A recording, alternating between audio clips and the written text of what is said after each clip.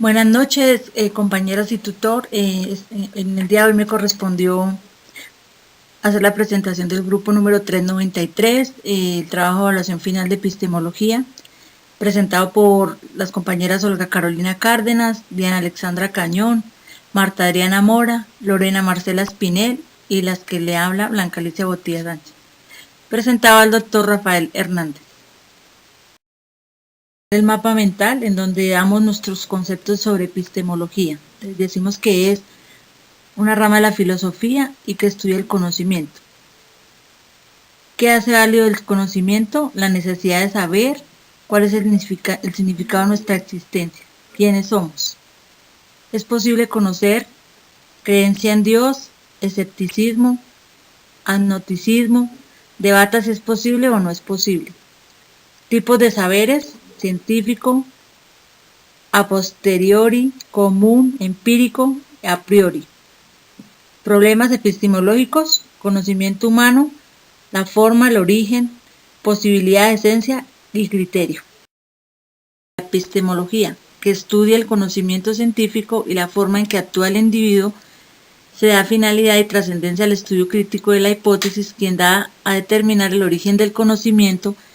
El conocimiento es la información de un conjunto de datos organizados de forma coherente que permiten al ser humano entender lo que se les está explicando. En la epistemología también tenemos la ciencia descriptiva, la cual permite construir un conocimiento objetivo.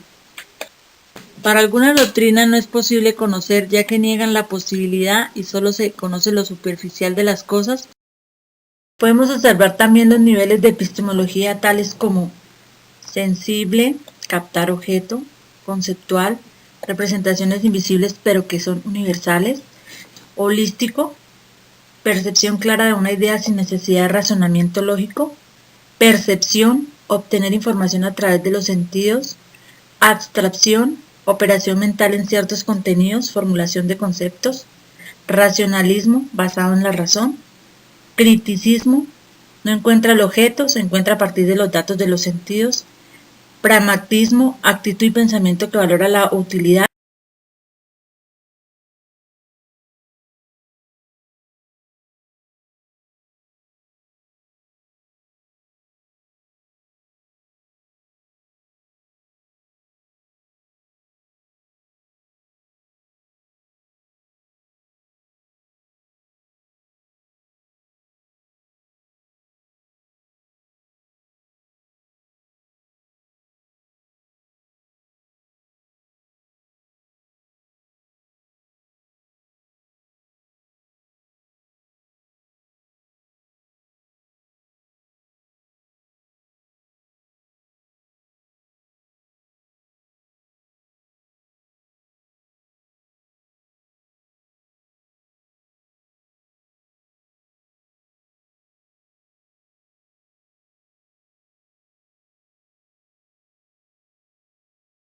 En que la administración de empresas se basa en un empiricismo como concepción de la investigación. Enfatiza la formulación de leyes o principios administrativos sobre la base de la relación causa-efecto, formulándose estimaciones más o menos confiables acerca de los problemas surgidos en el proceso administrativo. La epistemología pretende averiguar si la administración es una ciencia o no. El estudio de la teoría general de la administración es complejo, pero es indispensable para que se desarrollen y contribuyan al mejoramiento de la misma. Antecedentes de la teoría de la administración.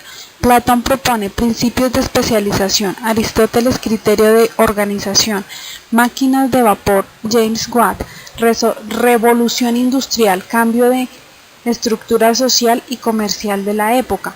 El estudio de una nueva disciplina, la administración, fue muy poca hasta principios del siglo XX. En esta época se convierte en una rama de estudio. En el siglo XX surge la administración científica por Frederick Taylor, Henry Fayol, administración general e industrial.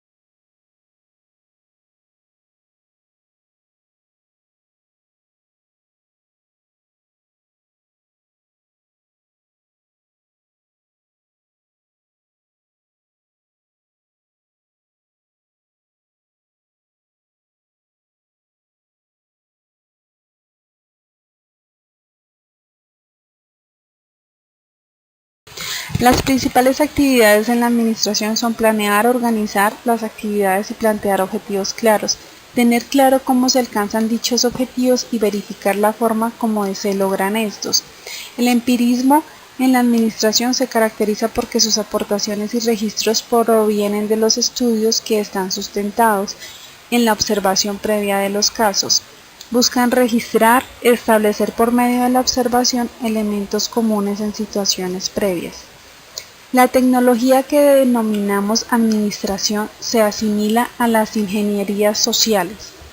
Es un proceso de construcción social, siempre transitoria, que solo puede hacer predicciones a corto plazo, porque si se predice a largo plazo, sus predicciones se transforman en ideologías y de base no son científicas.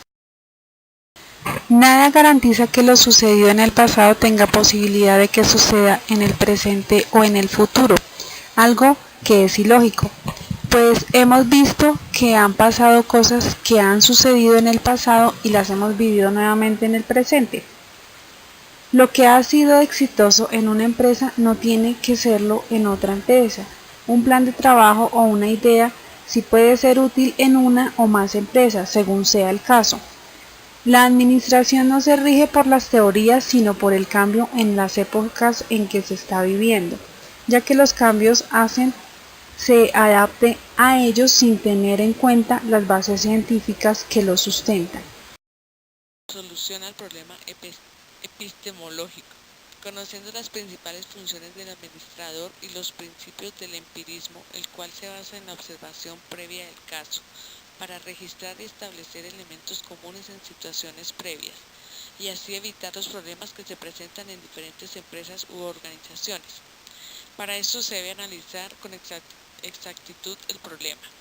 Debemos observar los diferentes comportamientos del personal involucrado y así poder plantear una solución basada en hechos y con argumentos, para que se solucione de la mejor manera y no afectar a nadie, al contrario, hacer explicaciones y hacer que el problema se vea desde afuera para que tomen conciencia de las consecuencias de este y den una pronta solución. Un supuesto básico del empirismo es lo que sucedió en el pasado sucederá en el futuro. Esto nos indica que los administradores siempre sabrán lo que deben hacer en cualquier circunstancia. De igual manera desconocen que las situaciones de contexto cambian y presentan características inéditas.